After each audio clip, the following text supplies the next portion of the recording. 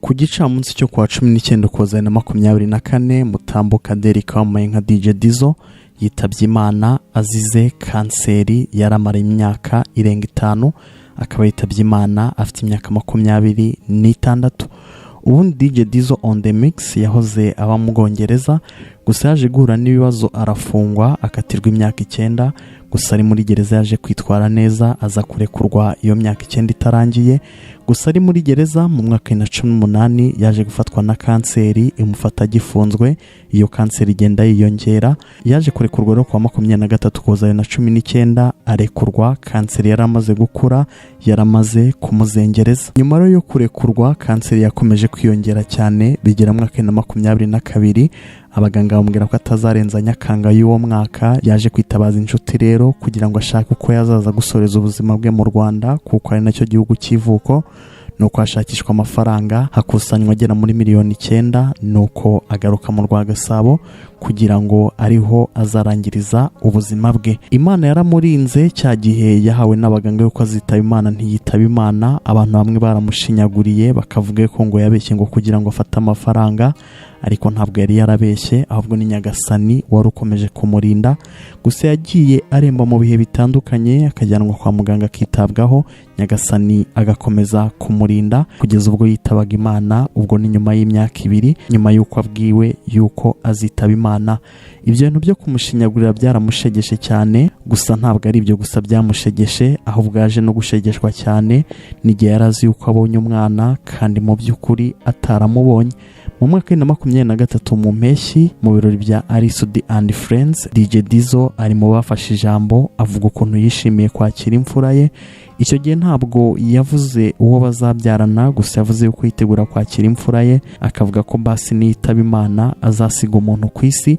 Rero byari ibyishimo cyane. Mu Gushyingo 2023 uwo mwana yaje kwibarukwa gusa DJ Dizzo akajya bari igihe yahuriye n'umukobwa yitwa Nyiramutima Epifania wakabari igihe bahuriye akabona igihe kitageze atangira gukeka yuko wenda byaba atari byo n'inshuti ze zimugira inama yuko ashobora gupimisha umwana akareba niba koko ari byo. DJ Dizzo rero kuwa 7 Gicurasi 2024 yaje kwegera abaganga bafata ibipimo bitandukanye. Ibipimo byose bafashe basanze nta sano afitanye n'umwana. Ibyo bipimo byagiye hanze kwa 16 Gicurasi 2024 ahita abona yuko umwana yarazi yuko azasiga ku isi nawe ataruwe. Birumvikana yuko byamushegeshe cyane. DJ Dizzo rero yagiye aremba mu bihe bitandukanye nkuko twabivuze akaba yitabye Imana kwa 19 Ukuboza 2024. Iyi ni inkuru y'incamugongo yabaje abantu benshi batandukanye dore ko DJ Dizzo yari umuntu ubanira n'abandi neza. Abantu batandukanye barimo ba Kasuku, Philipita ndetse n'abandi barimo n'abashadibu yabashenguye cyane kuko yari inshuti ya bose kandi akabanira n'abandi neza. Philipita we yagaragaje agahinda gakomeye aho uyu DJ Dizzo yaramaze iminsi amuhamagara gusa Philipita yarahuze cyane ngo ari gukora amashusho na Aline Sano bituma atabasha kumwitaba byatumye yitaba Imana batavuganye. Avuga yuko ubwo yashaka kumusezera gusa nta kundi aruhukira mu mahoro. Iyi rero ni inkuru ibabaje. Uyu musore yitabye Imana akiri mutoya imyaka 26. Ni umusore wari ufite intego afite byinshi ashaka kugeraho gusa nyine uburwayi bwaraje kandi nta burwayi butageraho.